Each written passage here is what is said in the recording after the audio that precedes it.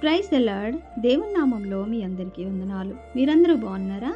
మీరందరూ బాగుండాలని నా అనుదిన ప్రార్థనలో నేను మీ కొరకు ప్రార్థన చేయించున్నాను. ప్రియ సహోదరి సహోదరుడా, ఈరోజు విశ్వాసంగా నిజదేవుని సేవించే వారంగా ఉన్న నీవు నేను మన విశ్వాసాన్ని బలపరుచుకునే మాటలుగా కొన్ని మాటలు మాట్లాడుకున్నప్పుడు దేవుని నామానికి ఘనత తెచ్చే బిడలంగా ఉంటాము.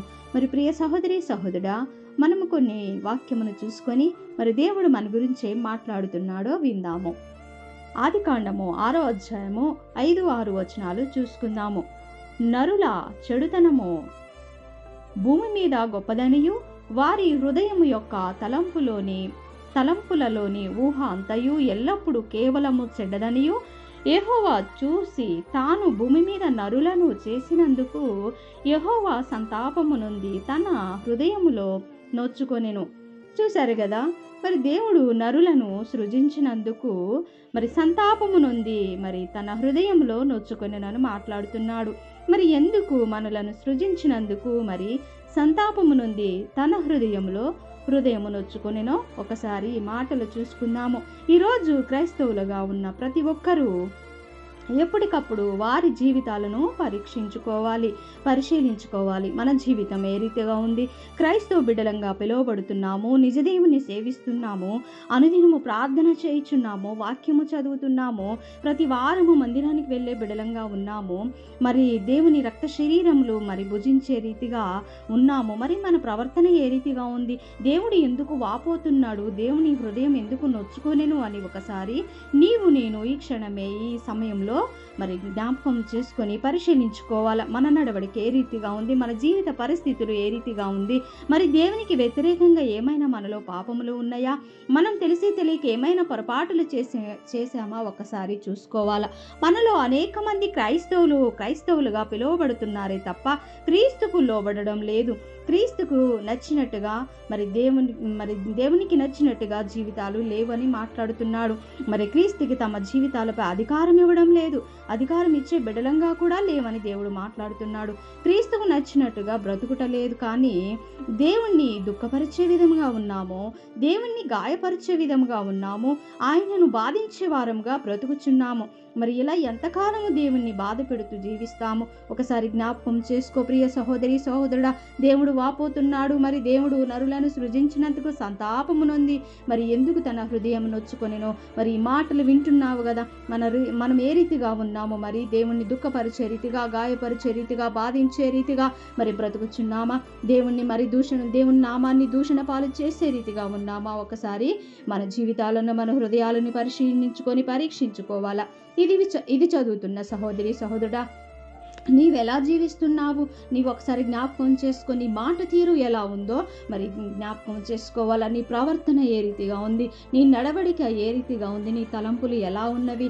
నీ ఆలోచన విధానము ఏ రీతిగా ఉందో ఒకసారి మరి దేవుని గూర్చి నువ్వు జ్ఞాపకం చేసుకోవాలి. దేవునిలో నేను ఏ రీతిగా ఉన్నాను? నా తలంపులు ఏ రీతిగా ఉన్నవి? నా మాట తీరు ఏ రీతిగా ఉంది? నా ప్రవర్తన ఏ రీతిగా ఉంది? నా నడవడిక, నా తలంపును, నా ఆలోచన విధానాన్ని గూర్చి మరి దేవుడు నిన్ను సృజించినందుకు, నిన్ను ఏర్పాటు చేసుకున్నందుకు, నీ కోసం అనేకమైన అద్భుత కార్యములు చేసినందుకు నిన్ను గూర్చి ఆయన సంతోషిస్తున్నాడా లేక మరి బాధపడుతున్నాడా? ఒకసారి మిమ్మల్ని మీరు పరీక్షించుకోండి. మరి ఒకసారి జ్ఞాపకం చేసుకోండి. మీలో దేవునికి వ్యతిరేకమైనవి ఏమైనా ఉన్నాయేమో, కనీసం ఈ రోజు నుంచి అయినా వాటిని మరి దూరపరుచుకునే రీతిగా మరి మీరు ఉండాలని మనవి చేస్తున్నాను. ప్రియ సహోదరి సహోదరుడా, మరి దేవునికి వ్యతిరేకంగా మరి దేవుని బాధ పెట్టే రీతిగా నీలో నాలో ఏమైనా పొరపాటులు కానీ, పాపములు కానీ, తలంపులు కానీ, నడవడిక, ప్రవర్తన విధానం ఏ రీతిగా ఉందో ఒకసారి జ్ఞాపకం చేసుకొని ఈరోజు సరి చేసుకొని దేవునికి దగ్గరగా జీవించే బిడలంగా ఉండాలని మనవి చేస్తున్నాను. మరి ద్వితీయోపదేశ కాండము 10 అధ్యాయము 13వ వచనం చూసుకున్నట్లయితే, నీ మేలు కొరకు నేడు నేను నీకు ఆజ్ఞాపించే యెహోవా ఆజ్ఞలను, కట్టడలను అనుసరించి నడుచుకొందునను మాట కాక నీ దేవుడైన యెహోవా మరి ఏమి అడుగుచున్నాడు ఒకసారి జ్ఞాపకం చేసుకో. దేవుడు నిన్నేం అడుగుతున్నాడు? తన హృదయం, మరి నీ హృదయం అడుగుతున్నాడు కదా. నీ మాట తీరు మార్చుకోమని చెప్తున్నాడు, నీ నడవడిక మార్చుకోమని చెప్తున్నాడు, నీ తలంపులు నా తలంపులుగా ఉండాలని మరి దేవుడు చెప్తున్నాడు కదా. నీ ఆలోచన విధానాన్ని మార్చుకోవాలి. లోకానుసారంగా ఉందా? మరి నీవు దేవుని నామాన్ని గణపరిచే రీతిగా ఉన్నాయా? నీ క్రియలన్నీ, నీ నడవడిక, నీ ప్రవర్తన ఏ రీతిగా ఉందో? మరి దేవుడు ఎందుకు వాపోతున్నాడు? ఎందుకు చింతిస్తున్నాడు? ఎందుకు మరి నొచ్చుకొనెను? మరి ఈ మాటలు వింటున్న నీవు నేను ఈ రోజు నుంచైనా మన జీవితాలను సరి చేసుకొని మరి దేవుని నామాన్ని గణపరిచే రీతిగా ఉండాలని మనవి చేస్తున్నాను. ఆయన ఆజ్ఞలను, కట్టడలను మనం పాటించాలంటే మనం ఎక్కువగా ప్రార్థనలో గడపాలి. ప్రతిరోజు క్రమం తప్పకుండా బైబిల్ చదివే బిడ్డలంగా ఉండాలి. బైబిల్ చదివిన వాక్యాన్ని మన హృదయంలో పదిలపరుచుకొని మరి ముద్రించుకోవాలి. ప్రతిరోజు మరి అనుదినము ప్రార్థన చేసే బిడ్డలంగా ఉండాలి. ముమ్మారు ప్రార్థన చేసే రీతిగా ఉండాలి. రేయి మొదట జామున లేసి ప్రార్థనకి సమయం ఇచ్చే బిడ్డలంగా ఉండాలి. మరి ప్రార్థన ఎక్కువ చేసినప్పుడు నీకు ఎంతో నెమ్మది కలుగుతుంది.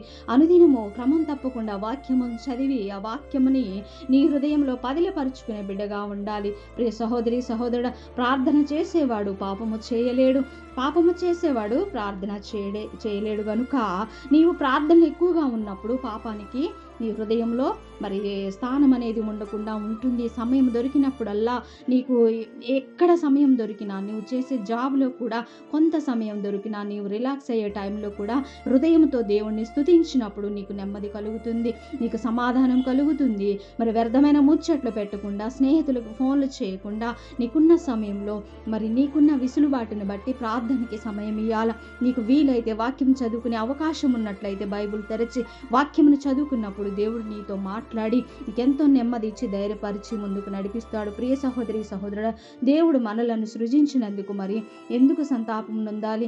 ఎందుకు తన హృదయం నొచ్చుకోవాలి? ఆ రీతిగా నీవు నేను ఎందుకు ఉండాలని మనవి చేస్తున్నాను. మరి దేవుడు మనల్ని ఇష్టమైన ప్రియ బిడ్డలుగా సృజించుకున్నాడు. ఈ లోకంలో మన పక్షుల కంటే శ్రేష్టమైన మనుషులుగా మరి భావించి నరులను సృజించాడు. తన స్వహస్తాలతో సృజించి తన జీవవాయువుని మన నాసిక రంధ్రంలో జీవవాయువు ఊదాడు కదా. సజీవుడైన యేసు ప్రభు వారు మన కొరకు పరలోక రాజ్యాన్ని సిద్ధపరిచి నీ కొరకు నా కొరకు ప్రాణం పెట్టాడు కదా. పాపమును విడిచిపెట్టి పరలోక రాజ్యానికి చేరుకోవాలని దేవుడు ఎంతగానో వాక్యం ద్వారా మాట్లాడుతున్నాడు. ప్రియ సహోదరి, సహోదరుడా, ఈ రోజు నుంచైనా దేవుని నామాన్ని గణపరిచే బిడ్డగా ఉండాలి. తెలిసి తెలియక చేసిన పొరపాట్లు, తప్పిదములు, పాపములు ఈ రోజు నుంచి మరి వదిలిపెట్టి నూతన మార్గాన్ని ఎంచుకొని మరి దేవుని నామాన్ని ఘనపరిచే రీతిగా ఉండాలి. ఎక్కడా దేవుని దుఃఖపెట్టే రీతిగా ఉండొద్దు. దేవుని నామాన్ని ఎక్కడా కూడా చులకన చేయొద్దు. ప్రియ సహోదరి, సహోదరుడు, క్రైస్తవ బిడ్డలంటే ఇతరులు చూసి హేళన చేసే రీతిగా ఉండొద్దు. క్రైస్తవ బిడ్డలంటే నిజదేవుడు మరి వారి పట్ల నిజంగా ఉన్నాడు, వారి విశ్వాసులు, వారు నమ్మకంగా యథార్థంగా ఉన్నారని ఇతరులు మన గురించి సాక్ష్యం ఇచ్చే బిడ్డలుగా ఉండాలి. మరి ఇటు మాటలు వింటున్న నీవు నేను ఈ రోజు నుంచైనా మన హృదయాలను పరిశీలించుకొని మన స్థితిగతులను మార్చుకొని దేవుని మార్గంలో నడిచే రీతిగా, దేవుని నామాన్ని ఘనపరిచే రీతిగా ఉండాలి, దేవుని సంతోషపెట్టే రీతిగా ఉండాలని మనవి చేస్తున్నాను. ఈ కొద్ది మాటలు విన్న నీవు దేవునిలో బలంగా వాడబడి మరి నిత్య రాజ్యానికి వారసులంగా మరి ముందుకు సాగిపోవాలని మరి మనవి చేస్తున్నాను. ఈ కొద్ది మాటలు దేవుడు దీవించి ఆశీర్వదించును గాక. ఆమేన్. Praise the lord.